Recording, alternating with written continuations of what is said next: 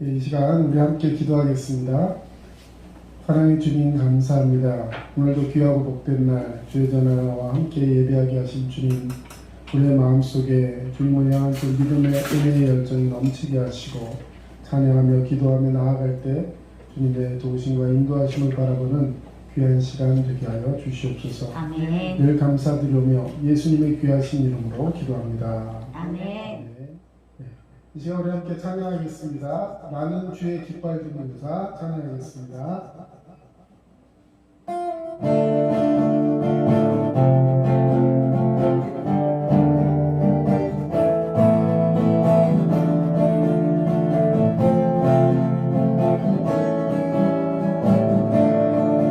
나는 주의 깃발 유사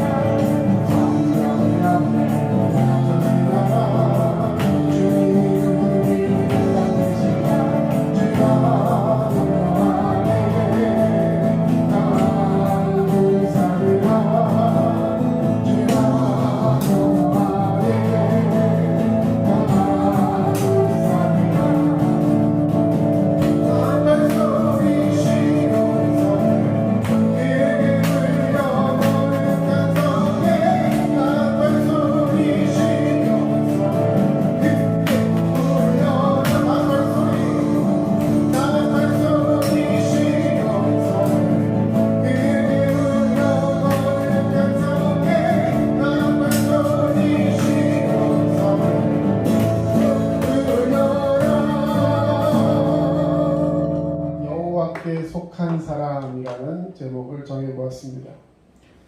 자, 우리가 믿음으로 살아가면서 하나님 은혜 가운데 살아갈 때에 우리가 어딘가에 속해 있는 사람이라는 걸 늘 기억하고 살아야 합니다. 한번 여러분들이 속해 있는 곳 한번 얘기해 보세요. 네, 두드림교회에 속해 있고 또 네, 여러분들이 속해 있는 데가 되게 많아요. 생각보다. 학교, 어느 학교? 예. 그 다음에 나라는? 예. 그 다음에 반도는? 한반도. 대륙은? 아시아. 그 다음에 또 뭐가 있을까요? 네? 태평양 연안. 예, 좋습니다. 또 뭐가 있을까요? 지구에 속해 있죠. 은하수에 속해 있어요. 태양계에 속해 있어요. 뭐 더 나아가서 뭐 여러 가지 많지만 다 떠나서 그 모든 걸 다 합해놓은 것보다도 더 중요한 것이 하나 있는데 그게 뭐냐면 하나님께 속해 있어야 한다는 겁니다. 이 세상에는 딱 두 가지 종류의 사람이 있어요. 하나님 보실 때는 다른 관심이 없습니다. 뭐 대한민국에 속해 있는 거 물론 의미가 있지만 하나님의 은혜 가운데 딱 하나님이 보시는 거는 이 사람이 여호와께 하나님께 속해 있는가 아니면 마귀 사탄에게 속해 있는가 딱 이 두 가지라는 거죠. 여러분 우리가 하나님께 속해 있는 자 되어서 하나님 앞에 예배드리며 의지하고 부르짖는 그런 주님의 백성으로 살아가는 주의 성도가 되어야 할 줄로 믿습니다. 아멘. 전 세계 사람들은 언어와 풍습, 문화가 다르지만 모두 다 국적을 가지고 있어요. 어떤 사람이든지 나라를 가지고 있습니다. 그 나라가 없으면 우리가 흔히 말하는 보트 피플, 나라 없이 무국적자로 떠도는 그런 인생들 얼마나 피곤하고 얼마나 생명을 뭐 담보할 수 없는 그런 위치에 있는 사람이죠. 그래서 우리는 하나님께 속한 자, 특별히 우리 주님교회에 속해서 하나님께 예배하는 우리 모든 성도들이 주님 앞에 속해서 믿음으로 승리하는 저와 여러분 되시기를 주의 이름으로 축원합니다. 아멘. 자, 오늘 여호와께 속하라라는 제목을 정했는데 이 4절 말씀에 이 말씀이 기록되어 있어요. 자, 여러분 본문 4절 말씀 성경책 보고 한번 다시 한번 읽어보겠습니다. 시작. 유다인과 예루살렘 주민들아 너희는 스스로 할례를 행하여 너희 마음 가죽을 베고 나 여호와께 속하라. 아멘. 자, 나 여호와께 속하라. 유다인과 예루살렘 주민들아 너희는 스스로 할례를 행하여 너희 마음 가죽을 베라 이렇게 말하고 있어요. 자, 할례라는 것은 이스라엘 사람들이 하나님의 백성임을 스스로 표시하기 위해서 이제 남자들 이 성기에 표피 가죽을 베는 것입니다. 그래서 구별되기 위해서 하는 행동이었는데 자, 중요한 것은 그 이스라엘 사람들은 그래서 물리적으로 그 육체의 가죽을 베는 것을 굉장히 중요한 의식으로 생각하고 있었어요. 그런데 오늘 말씀에서 말씀하시는 것은 그 육신에 할례하는 것도 굉장히 의미가 있지만 그걸 왜 하느냐? 마음 가죽을 베라는 거예요. 자, 마음에 가죽이 덮여 있으면 하나님 앞에 구별되지 않다라는 거죠. 뭔가 필요가 없는 건데 필요하지 않은 것임에도 불구하고 내 몸에 붙어 있으니까 그냥 아쉽기도 하고 불편하기도 하고 이걸 왜 굳이 배워야 하나 뭐 이런 생각 속에서 그냥 내가 가지고 있었던 그 마음 가죽 오늘 그것들을 주님 앞에 내려놓기 위해서 결단하고 그것이 무엇인지를 발견하는 자가 되어야 할 줄로 믿습니다. 자, 오늘 본문 첫 번째 그래서 우리가 마음 가죽을 베고 여호와께 속한 사람이 되기 위해서는 세 가지 오늘 본문에 나온 동사를 생각해 보아야 할 것입니다. 먼저는 묵은 땅을 기경하라 라고 말씀해 주었어요. 자, 3절 말씀에 여호와께서 유다와 예루살렘 사람에게 이와 같이 이르노라 너희 묵은 땅을 갈고 가시덤불에 파종하지 말라라고 말씀하셨어요. 자, 묵은 땅이 뭐예요? 묵은 땅.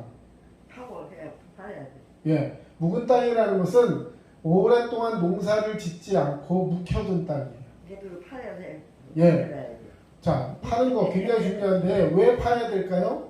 파야지 거기에 비가 들어가고 또 거름을 했을 때 양분이 들어가고 그 다음에 파종을 하고 나면 그게 뿌리가 잘 내려가갖고 잘 자라갖고 30배, 60배, 100배 결실을 맺게 되는 것을 믿으시기 바랍니다. 묵은 땅이라는 것은 한마디로 원래 땅은 다 같은 땅인데 땅은 다 좋은 땅이고 비옥한 땅인데 그 땅을 기경하지 않아 다시 말해 농사 짓지 않아 가지고 계속 놔두다 보니까 이 땅이 딱딱해진 거예요. 그래 이렇게 딱딱해진 땅에는요 비가 오고 나면 그 다음에 물러지는 것이 아니라 우리 속담에도 그런 말이 있어요. 비 온 뒤에 땅이 굳어진다 이런 말이 있어요. 그러니까 땅을 기경해서 이렇게 막 뒤집어 놔야지 퍽퍽한 땅을 뒤집어 놔야지 비가 오면 그 밑으로 물이 들어가서 땅이 부드러워지는 거예요. 근데 그렇지 않고 그냥 묵은 땅을, 딱딱한 땅을 그냥 놔둔 상태에서 비가 오게 되면 땅이 더 다져지게 돼가지고 더 딱딱하고 농사를 지을 수 없는 그런 땅이 되어버리고 맙니다. 그래서 쓰지 않고 오랫동안 방치해둔 경작된 바가 없는 이 묵은 땅을 하나님께서 오늘 우리에게 명령하시기를 땅을 다시 한번 갈아엎으라는 거예요. 네, 갈아엎으라. 성경에서 땅은 곧 종종 육체로 비유될 때가 많이 있습니다. 그래서 이 묵은 땅을 기용하라는 말씀은 우리 육체에 잠들어 있는 것, 또 더 나아가서 마음과 생각, 또 우리 영혼까지도 하나님 앞에 사용되지 않고 잠들어 있고 굳어져 버리고 그래서 아무것도 할 수 없게 강박해져 있는 것, 이런 것들을 의미하는 것이죠. 그래서 우리가 이런 것들을 하나님 앞에 내려놓고 그것을 다 기경하는 그런 역사가 일어날 줄로 믿습니다. 아까 4절에서도 말씀드렸지만 마음 가죽을 베어버리라. 자, 마음 가죽, 그 할 부분도 사실은 내게서 나온 거지만 필요가 없는 부분이에요. 결단하고 잘라버리라는 거죠. 여기 뭐 남자분들 할례 받으신 분이 저밖에 없는 것 같지만, 예, 자, 어때요? 지금은 마취를 하고 그것을 병원에서 뭐 소독하고 여러 가지 또 레이저로 해서 최소한 상처도 남지 않게 그렇게 수술을 하지만 예전에 이스라엘에서 할례를 할 때는 그런 장치들이 전혀 없었어요.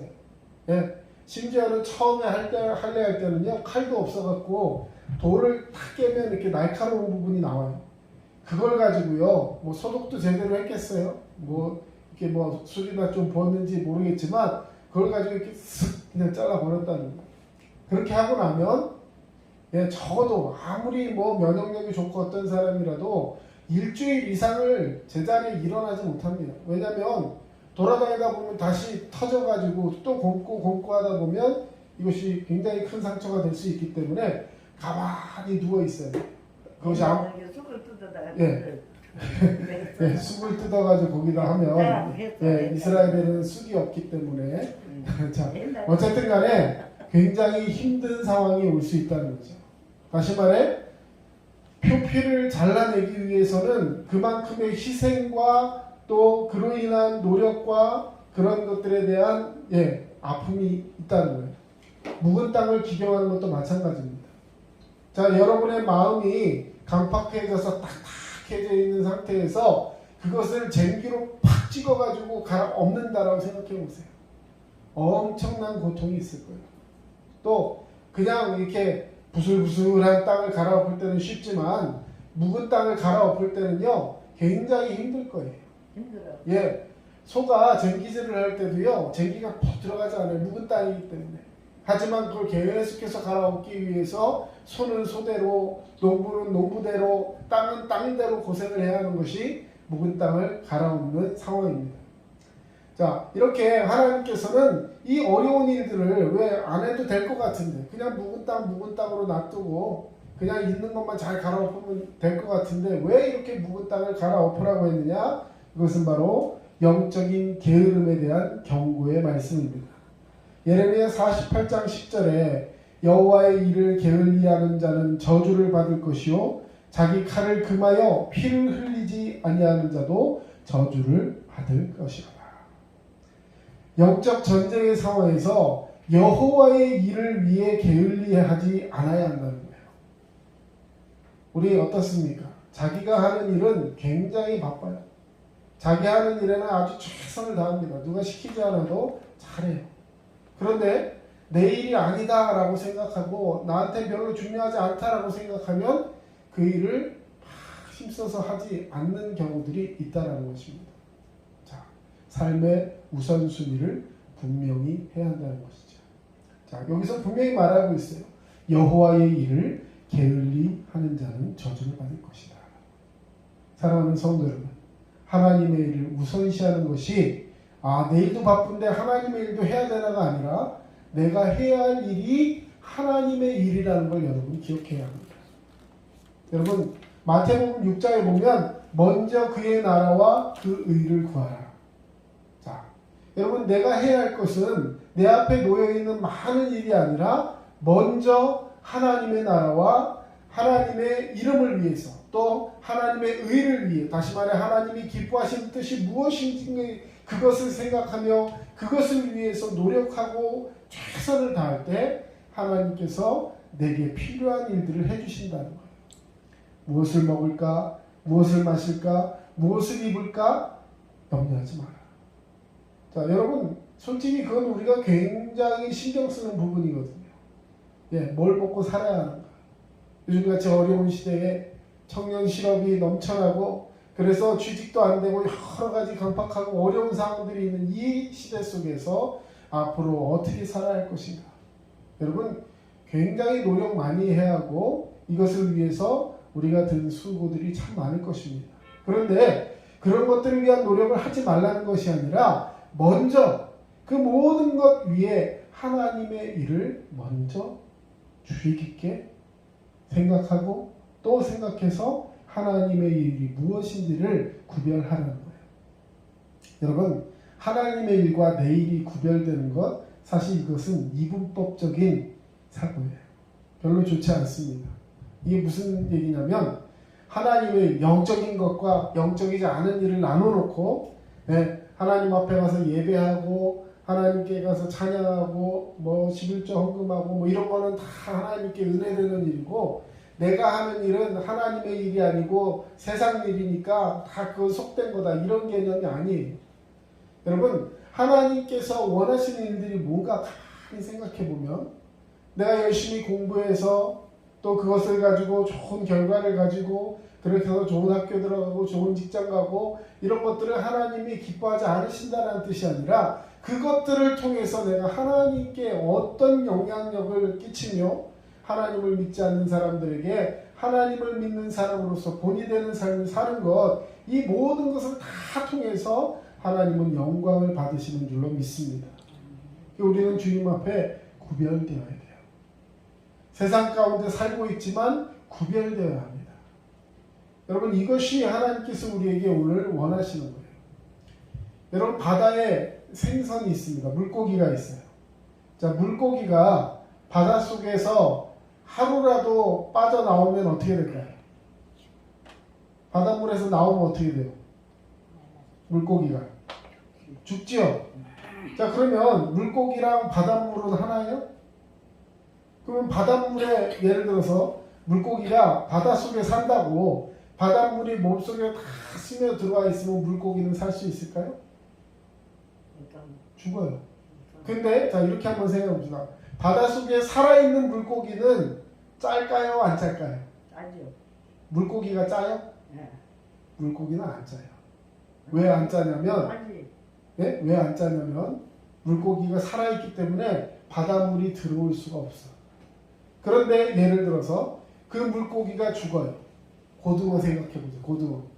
예, 딱 그냥 고등어, 생고등어, 간고등어 말고 생고등어를 딱 가져와가지고 배를 갈라가지고 탁 맛을 보면 하나도 안 짜요.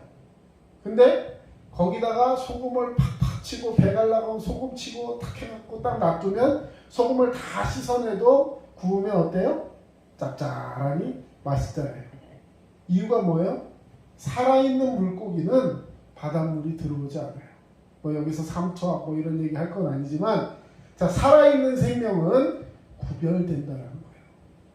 바닷속에 아무리 평생을 사는, 세상 가운데 아무리 평생을 살아가는 인간이라 할지라도 예수 그리스도로 살아있는 인생은, 할렐루야, 세상에 물들지 않는 거예요. 이것이 하나님의 백성의 구별된 방법입니다. 그런데 죽어버리면 어떻게 돼요? 바닷물 속에 물고기처럼 그냥 짜서 먹을 수 없는, 다 썩어 문드러지는 그런 위물이 되고 만다는 것입니다. 여러분, 주님의 말씀 앞에서 구별되어서 하나님이 기뻐하신 일 앞에 순종하는 자가 되어야 할 줄로 믿습니다. 우리 마음도 그렇습니다. 강팍한 마음을 부드럽게 해야 됩니다. 묵은 땅을 기경한다는 거, 강팍해진 마음을 부드럽게 바꿔야 돼요. 예, 교만한 마음을 겸손한 마음으로 바꿔야 하고, 시기, 질투, 미움, 원망으로부터 회개하고 바람직한 방법으로, 하나님이 기뻐하시는 방법으로 우리 마음과 생각을 고쳐야 하는 줄로 믿습니다. 하나님 섬기는데 방해되는 것들을 제거하고 깨끗하고 정결한 마음으로 말씀대로 행할 때 하나님의 놀라운 역사가 오늘 우리 가운데 일어나게 될 줄로 믿습니다. 여러분, 주의를 잘 지키세요. 하나님의 말씀 앞에서 여러분의 삶에 정말 필요한 것들이 많이 있겠지만 그 모든 것보다도 하나님께 먼저 나와 예배하고 주님과 함께 동행하는 삶을 사모하면서 그것을 통해서 오늘도 승리하는 자가 되어야 할 줄로 믿습니다. 우리는 주어진 삶을 절대 방치하면 안 되고 하나님의 일을 부지런히 하여서 잘 감당하는 자가 되어야 할 줄로 믿습니다. 여러분, 성경에서 쓰임받은 사람들, 저희 가정의 표어가 쓰임받는 가정이 되자. 하나님께로부터 쓰임받는 자가 되자. 여러분, 쓰임받는다라는 말이 써주시는 하나님의 입장에서는 나를 선택하시는 거예요. 그리고 쓰임을 받는 입장에서는 그것을 기뻐할 때 그것이 은혜가 되고 또 역사하심을 통해서 나타나는 큰 증거가 되는 줄로 믿습니다. 근데 만약에 그 쓰임받는 것을 원치 않는다? 그것은 그에게 굉장히 곤욕된 그런 일이 되겠죠. 여러분, 성경에서 하나님께 쓰임받는 사람들의 특징이 있습니다. 하나님이 부르실 때 어떤 사람을 부르셨냐면 무언가 자기에게 맡겨진 일을 열심히 하는 사람들을 불러주셨다는 거예요. 예를 들어 모세가 뭐 하다가 하나님 앞에 부름받았어요? 애굽의 왕자일 때? 아니에요. 애굽의 왕자에다가 살인자 2명 쓰고 도망가서 광야에서 40년 동안 살았는데 어디서 살았냐? 이드로라는 사람의 딸을 얻어서 결혼해가지고 자기 집에서 처가살이를 40년을 했어요. 그러면서 거기서 자기네 양을 키웠어요. 여러분, 양을 키우는데 40년을 자기네 남은 아니지만 어쨌든 자기 소유가 아니잖아요. 다른 사람 양을 40년을 키웠다. 여러분, 이거 보통 일이 아닌 거예요. 그런데 묵묵히 자기 일을 감당하면서 최선을 다하고 있었을 때 하나님이 그 떨기나무를 태우면서 모세를 부르셨던 것 기억하시길 바랍니다. 기드온이라는 선지자도 타작마당에서 보리 타작을 하고 있을 때, 열심히 보리 타작을 하고 있을 때 하나님께서 그를 부르셨어요. 또 엘리사는 소를 가지고 밭을 갈고 있었어요. 열심히 밭을 갈고 농사 짓고 있을 때 하나님이 그를 부르시니까 소 다 풀어주고 그 소 중에 한 마리 탁 잡아가지고 하나님 앞에 그 자리에서 제사 드리고, 나무는 뭘로 했어요? 자기가 쓰던 그 쟁기를 다 부셔가지고 그걸 나무로 깔아놓고 농사 짓던 소를 죽여가지고 그걸 가지고 하나님 앞에 제물로 드렸어요. 무슨 말입니까? 하나님 앞에 최선을 다하며 지금까지 내가 해오던 것을 이제는 다 포기하고 혹은 그것보다 하나님의 일을 먼저 생각하고 자기의 모든 걸 내려놓았다는 거예요. 그런 결단이 있는 사람을 하나님은 사용하셨다는 것입니다. 자, 베드로는 어쩔 때 예수님이 찾아오셨어요? 뭐하고 있을 때? 물고기 잡고 있을 때. 여러분, 이뿐만 아니라 성경에 많은 사람들이 마태는 세관원이었어요. 열심히 세금 걷고 있을 때. 여러분, 세금 걷는 게 하나님의 일하고 이렇게 상충되는 게 있을 것 같아요? 그 당시 세금은 오늘날 우리들의 입장에서 보면 우리가 일제 치하에 있을 때 일본 사람들 앞장이가 돼가지고 일본 사람들이 거들하는 세금 받아가지고 일본 사람한테 갖다주는 직업이 세관이었어요. 이렇게까지 비약하면 마태가 나쁜 사람이 돼버리지만 사람들에게 별로 뉘앙스가 좋지 않은 그런 일이었다라는 거예요. 그럼에도 불구하고 최선을 다하고 있을 때 예수님은 그에게 찾아오셨고 하나님 그를 사용하셔서 제자의 삶을 살게 하여 주신 줄로 믿습니다. 성경에 하나님께 쓰임받는 사람들 모두가 열심히 일할 때 쓰임을 받았다는 것입니다. 자, 여러분, 오늘 밭을 쟁기질하라, 묵은 땅을 기경하라.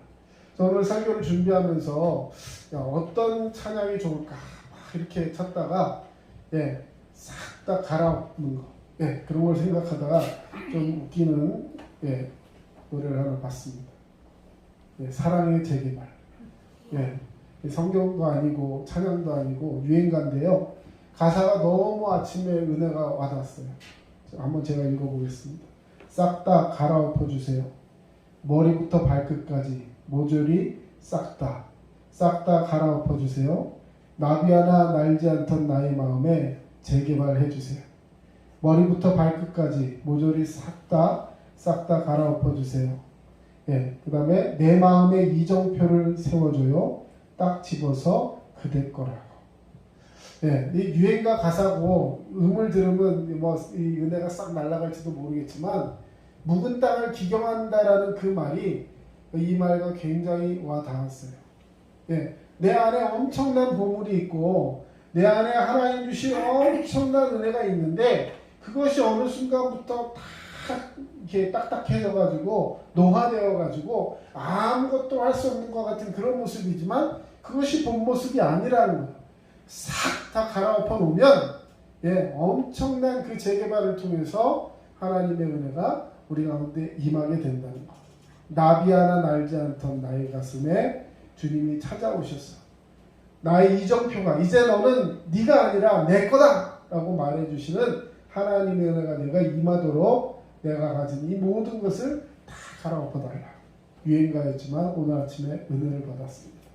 여러분 묵은 땅을 기경하는 자가 되어야 할 줄로 믿습니다. 호세아 10장 12절 같이 읽습니다. 시작. 너희 묵은 땅을 기경하라. 지금이 곧 여호와를 찾을 때니 마침내 여호와께서 오사 공의를 비처럼 너희에게 내리시리라. 아멘. 여러분 하나님이 내리시는 은혜의 단비가 여러분 가운데 임하시기를 축원합니다. 아멘. 근데 그 은혜의 단비가 어쩔 때 내려야 된다고요? 묵은 땅을 갈아엎은 다음에 와야지 의미가 있어요. 게을러서 혹은 주저하다가 은혜의 단비가 내리는 시기를 놓치고 땅을 갈아엎지 못하면 그게 농사는 끝나는 거예요. 예. 이 단비가 내리기 전에 땅을 갈아엎어야 땅이 촉촉해지고 뒤집어질 거 아니에요. 그래야 그 다음에 씨를 뿌려야 하는 것이죠. 여러분 하나님 은혜 중에 묵은 땅을 기경하는 자 되시기를 축원합니다. 자, 두 번째로 우리가 여호와께 속한 사람이 되기 위해서는 나팔을 부는 자가 되어야 할 줄로 믿습니다. 네, 5절. 자, 여러분 성경이 대부분 좀 잘렸는데 여러분이 한번 읽어주세요. 5절 시작. 너희는 유다에 선포하며 예루살렘에 공포하여 이르기를 이 땅에서 나팔을 불라 하며 또 크게 외쳐 이르기를 너희는 모이라 우리가 견고한 성으로 들어가자 하고. 자, 이 땅에서 나팔을 불라라고 말씀하고 있습니다. 예, 하나님께서 유다와 예루살렘을 향해서 오늘 계속해서 유다와 예루살렘. 자, 하나님이 선택한 백성을 말하는 거예요. 하나님께 선택받은 여호와께 속한 백성이라면 나팔을 불라라고 말씀하십니다. 자, 여기서 나팔은 이 나팔 소리가 들리는 것은요, 전쟁할 때, 오늘 찬양에도 나팔 소리 불릴 때 이런 찬양했지만 나팔이 불리면 뭐 하는 거예요? 예, 전쟁 중에 있을 때 이 나팔이 뷰하고 불면 뭐 앞으로 진격하라든지 아니면 뭐 어떻게 이렇게 돌아서 뭘 하라든지 그 나팔 소리에 따라서 이 사람들을 움직이게 한다는 거예요. 자, 여러분 나팔 소리가 들릴 때 사람들은 거기에 따라 행동합니다. 그것도 굉장히 큰 믿음이지만 오늘 나팔 소리를 들으라, 듣고 행동하라라고 돼 있지 않고요. 나팔을 불라라고 말씀하셨어요. 이 말은 적극적으로 하나님 말씀 앞에 나아가는 자가 되어야 한다는 거예요. 그냥 나팔 소리 들을 때까지 기다리고 있다가 뭔가 해야지 하는 그런 위치가 아니라 하나님께서 저와 여러분을 나팔수로 세우신 줄로 믿습니다. 아멘. 예, 궁극적으로 이 나팔 소리를 듣는 것으로 그치지 않고 나팔을 불라 말씀하신 것은 하나님 말씀을 듣는 것으로 끝내지 말고 말씀을 듣고 그것을 가지고 그대로 실천하는 자가 되어야 한다는 것이죠. 자, 여러분 많은 전쟁터에 있는 군사들을 한번 상상을 해보세요. 한 10,000명의 군사가 있습니다. 근데 그 중에 나팔수는 어떤 위치에 있을까요? 나팔수가 저 구석에 어디 있을까요? 아니면 그 지휘하는 대장의 바로 옆에 있을까요? 대장 바로 옆에서 그 사람이 진격! 이렇게 얘기하면 그 나팔수가 그 말을 제일 먼저 듣고 뿔나팔을 붕 하고 불어가지고 그 많은 사람들에게 그 대장의 진격 사인을 알리는 자가 되는 것이죠. 우리는 바로 이렇게 복음의 그 천병 제일 앞에 서서 하나님 말씀에 순종하고 그 말씀대로 나아갈 뿐만 아니라 많은 사람들에게 도전을 주는 자가 되어야 할 줄로 믿습니다. 우리는 이것을 복음을 전한다고 이야기합니다. 여러분, 복음을 전하는 것에 최선을 다하시고 사명을 감당하는 자가 되어야 할 줄로 믿습니다. 자, 그 복음이 바로 이거예요. 같이 한번 외쳐봅시다. 시작. 이르시되 때가 찼고 하나님의 나라가 가까이 왔으니 회개하고 복음을 믿으라 하시더라. 아멘. 회개하고 복음을 믿어라. 여러분, 복음이 어려운 게 아니에요. 회개하고 복음을 믿으라. 예수님 믿으세요. 예수님 믿으세요. 아유, 내가 어떻게 전도해요? 아니에요. 여러분, 우리가 이 일을 위해서 주님 앞에 부름받은 줄로 믿습니다. 기도하고 준비하세요. 상황이 안 돼요. 여러 가지 변명할 거 많습니다. 중요한 것은 마지막 순간에 주님 앞에 갔을 때 주님은 우리의 상황을 물으시는 분이 아니라 그런 상황 속에서도 순종하는 우리의 모습을 기뻐하여 주시는 줄로 믿습니다. 결과는 하나님께 맡기세요. 그리고 주님 앞에 순종하는 자 되기를 축원합니다. 마지막 세 번째로 깃발을 세우는 자가 되어야 합니다. 6절 말씀입니다. 시온을 향하여 깃발을 세우라. 도피하라. 지체하지 말라. 내가 북방에서 재난과 큰 멸망을 가져오리라. 여러분, 깃발을 세운다. 깃발은 어떨 때 세우는 거냐면 깃발은 승리를 상징하는 것입니다. 여호와 니시, 승리의 하나님. 하나님께서 우리를 승리케 하여 주신 것을 믿으시길 축원합니다. 아멘. 운동장에서 선수들이 힘차게 싸울 때 자기 편 승리를 위해서 응원단이나 이런 데서 깃발을 흔듭니다. 열심히 하라고. 우리나라 월드컵 때 옛날에 보면 이렇게 태극기를 큰 깃발 흔들고 사람들 전부 다 빨간 옷 입고 나와가지고 대한민국하면서 외쳤잖아요. 네? 그 깃발에 그 높이 올린 깃발을 보면서 승리를 위해서 응원하고 또 응원받은 그 선수는 굉장히 힘을 얻어가지고 노력하고 그 모든 에너지를 다 쏟아 부을 수 있는 것이죠. 이처럼 승리는 가만히 앉아서 얻어지는 것이 아니라 달려가서 적을 이길 때 승리할 수 있습니다. 이것을 위해서 깃발을 높이 드는 자가 되어야 한다는 것이죠. 자, 여러분, 승리할 때, 말하자면 승리하고 싶어서 나아갈 때 깃발을 드는 거예요. 예를 들어서 막 지금 죽을 것 같고 도망가야 되고 이런 사람은요, 깃발을 들 수가 없어요. 왜? 깃발을 들면 어떻게 될까요? 저쪽에서 저기 깃발이 있다면 화살을 그 사람한테 쏠 거예요. 그러니까 그때는 깃발 버리고 도망가겠죠. 여러분, 그런 인생이 아니라는 거예요. 하나님은 우리에게 이미 승리케 하여 주신 줄로 믿습니다. 이미 하나님께서 예수 그리스도를 통해서 싸워 이기신 그 싸움을 우리에게 허락하셨어요. 우리도 싸워서 승리하라고. 여러분, 이것이 참 은혜됩니다. 마귀 사탄과 싸워 이겨 승리하게 될 줄로 믿습니다. 왜냐하면 예수님은 이미 그 싸움을 싸워 이기셨어요. 그런데 이미 싸워 이기셨으면 더 이상 마귀가 꼼짝도 못하게 하고 우리 옆에 마귀가 얼씬도 못하게 해주시면 참 좋을 것 같은데 왜 하나님께서는 그 마귀를 우리 옆에서 우리를 이간질하고 참소하고 넘어뜨리려고 우는 사자와 같이 우리 옆에서 하고 우리를 물어뜯으려고 하는 그 참담함 속에 우리를 내버려 두실까? 그것은 우리를 내버려 두시는 것이 아니라 우리도 그 싸움에 승리하여 함께 그 승리의 맛을 보게 하여 주시는 것을 믿으시기를 축원합니다. 주님은 그 말에 순종하고 나아가는 그 담대한 믿음을 가진 그 주의 백성을 승리케 하시고 그를 존귀케 하시고 오늘도 그에게 큰 믿음을 더하여 주실 줄로 믿습니다. 그래서 우리 삶에도 날마다 여호와 니시 승리의 깃발을 올려야 하는 것입니다. 자, 언제까지 깃발을 들면 승리할 수 있을까요? 승리할 때까지 깃발을 들면 돼요.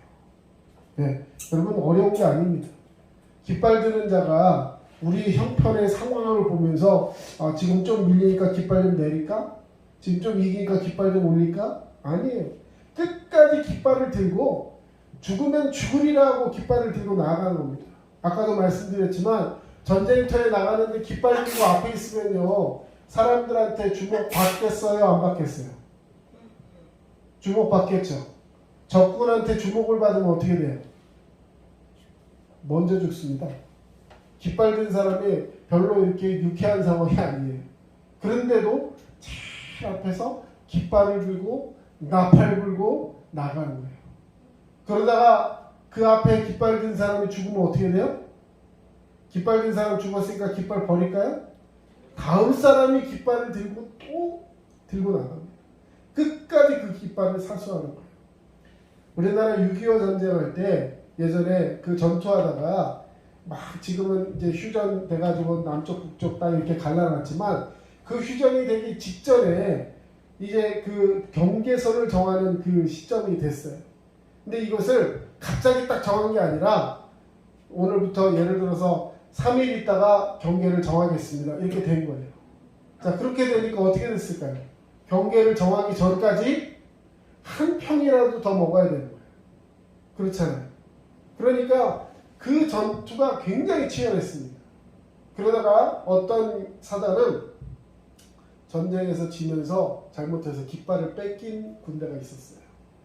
그 깃발은 지금도 찾아올 수가 없어요. 왜? 북한에 가 있으니까. 거기서 버렸는지 어떻게 했는지 모르겠지만 그 부대는요 지금도 가면 깃발이 없어요. 그러면서 거기 부대에다 큰 돌에다 이렇게 써놨습니다. 전쟁이 나면 우리가 1등으로 가가지고 그 깃발을 다시 찾아올 거다. 그걸 위해서 준비하고 있다. 그래서 여기는 제일 먼저 빨리 가야 되기 때문에 이 걷는 거를 제일 신경 씁니다. 그래서 부대 중에서 항상 행군대회 하면 맨날 1등하고 아니면 다른 데서 또 예를 들어서 또 조금 더 했다 그러면 여기서는 다 먹던 거 다 내놓고 밤새 걸어갖고 그거보다 조금 더 하고 아주 행군에 미친 그런 사단이 하나 있어요. 네. 왜? 깃발을 빼앗겼기 때문에. 여러분 우리가 주님의 말씀 앞에서 믿음으로 살아가면서 이 세상은 죄의 어둠 가운데서 사망의 음침한 골짜기와 같은 그런 곳에 우리가 살고 있지만 거기서 깃발을 들고 믿음으로 승리하는 자가 되어야 할 줄로 믿습니다. 누구를 바라본다고요? 오직 여호와께로 돌아가기를 바라고. 오늘 말씀 중에 보면 도피성에 대한 이야기가 나옵니다. 어려울 때 힘들 때 주님께로 나아가자. 자, 이 6절 한번 다시 한번 읽어봅시다. 시온을 향하여 깃발을 세우라. 도피하라. 지체하지 말라. 내가 북방에서 재난과 큰 멸망을 가져오리라. 여러분 오늘 말씀에서 이스라엘 백성들에게 하나님이 명령하십니다. 깃발을 세우고 도피하라. 자, 이거는 깃발을 세우고 어디로 도망가라는 뜻이 아니에요. 여러분 하나님의 영적 전쟁 가운데 우리는 어디로 가야 되냐면 여호와께로 가는 자가 되어야 할 줄로 믿습니다. 오직 여호와 하나님만 바라보고 하나님께로 돌아가는 것이 승리하는 거예요. 그냥 잘났다고 혼자 나가서 적군과 싸워 이기는 것이 중요한 것이 아니라 하나님의 성을 지키고 하나님께로 돌아갈 때 하나님께서 그들에게 피할 바위가 되시고 산성이 되어 주시는 것을 믿으시길 바랍니다. 오직 여호와 하나님만을 바라보고 돌아오라. 사랑하는 성도 여러분, 우리가 여호와께 속하려면 묵은 땅을 기경해야 하고 복음의 나팔을 불어야 하며 승리의 깃발을 올려야 합니다. 그리하여 여호와께 속한 자가 되어서 하나님께는 영광이요 우리 삶에는 하나님의 역사가 큰 기적이 매일같이 날마다 넘쳐나는 성도가 된다는 것을 오늘도 기억하시고 주님께 속한 사람, 여호와께 속한 사람으로 승리하는 저와 여러분 되시기를 주님의 이름으로 축원합니다. 아멘. 기도하겠습니다. 사랑의 주님 감사합니다. 오늘도 주님의 은혜와 사랑으로 우리를 붙들어 주시고 믿음으로 깨어 기도할 수 있도록 우리에게 은혜 내려주시는 주님 감사합니다. 영적 게으름으로 주님 앞에 서지 못하는 안타까운 인생 되지 않게 하시고 이제는 주님 앞에 깨어서 묵은 땅을 기경하고 복음의 나팔을 불며 승리의 깃발 들고 여호와께로 돌아가는 귀한 축복이 우리에게 있게 하여 주시옵소서. 이제는 우리 주 예수 그리스도의 은혜와 하나님 아버지의 크신 사랑하심과 성령님의 도우심과 위로교통 충만하심이 주의 말씀 붙들고 오늘도 승리하기를 원하며 주께만 속한 자 되기를 원하는 모든 주의 백성들 머리 위에 이제로부터 영원토록 함께 하시기를 간절히 축원하옵나이다. 아멘. 아멘.